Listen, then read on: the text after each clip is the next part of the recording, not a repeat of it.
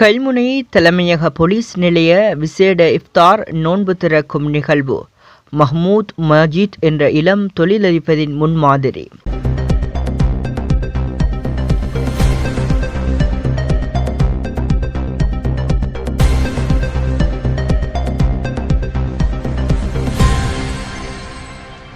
இனங்களுக்கிடையிலான சகவாழ்வு நல்லிணக்கத்தை கட்டியெழுப்பும் நோக்கில் கல்முனை தலைமையக போலீஸ் நிலையம் வருடாந்தம் நடாத்தும் 2026 ஆண்டிற்கான இஃப்தார் நோன்பு திறக்கும் நிகழ்வு நேற்றைய தினம் 18ஆம் திகதி மாலை போலீஸ் நிலைய திறந்த வெளிரங்கில் கல்முனை தலைமையக போலீஸ் நிலைய பொறுப்பதிகாரி KAL லசந்த கலு ஆராய்ச்சி தலைமையில் கோலாகலமாக நடைபெற்றது. இதன்போது நிகழ்வின் பிரதம விருந்தினராக அம்பாறை மாவட்ட பிரதி போலீஸ் மா அதிபர் சுஜித் வேதமுள்ள, அம்பாறை மாவட்ட போலீஸ் அத்தியட்சகர் பிரியந்த பண்டார, கஸ்தூரி ஆராய்ச்சி உதவி போலீஸ் அத்தியட்சகர்கள், போலீஸ் நிலைய பொறுப்பதிகாரிகள், இராணுவ கடற்படை அதிகாரிகள், போலீஸ் பரிதோசகர்கள், போலீஸ் உத்தியோகத்தர்கள் உட்பட சர்வமத தலைவர்கள் மற்றும் கிராம சேவை உத்தியோகத்தர்கள், அபிவிருத்தி உத்தியோகத்தர்கள் மற்றும் சிவில் பாதுகாப்பு குழு அங்கத்தவர்கள் பலரும் கலந்து கொண்டனர். அத்துடன் இந்நிகழ்வு இஸ்லாமிய மார்க்க சொற்பொழிவுடன் நிகழ்வு ஆரம்பமானது.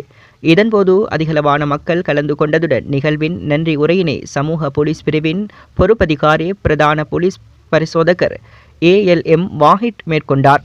போலீசாரினால் ஏற்பாடு செய்யப்பட்ட சிறப்பு ரமலான் நிகழ்வு கலந்து கொள்வதற்காக வந்திருந்த அம்பாறை மாவட்ட பிரதி போலீஸ் மா அதிபர் சுஜித் வேதமுள்ள அங்கிருந்த மக்களிடம் சிநேகபூர்வமான கலந்துரையாடலை மேற்கொண்டதுடன் குறை நிறைகளை கேட்டறிந்து கொண்டார்.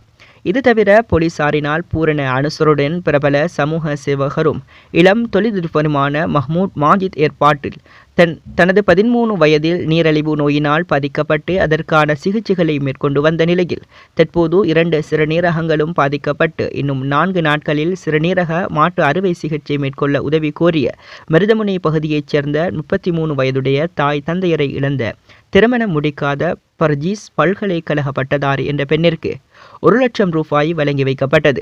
அத்துடன் குறித்த சிகிச்சைக்கு ரூபாய் 80 லட்சம் செலவாகும் என கணிக்கப்பட்டுள்ள நிலையில் மஹ்மூத் மஜீத் மற்றும் அவரது பாரியார் கைசர் ஹம்தா ஆகியோரின் தனிப்பட்ட நிதியிலிருந்து இத்தொகை வழங்கப்பட்டுள்ளமை குறிப்பிடத்தக்கது.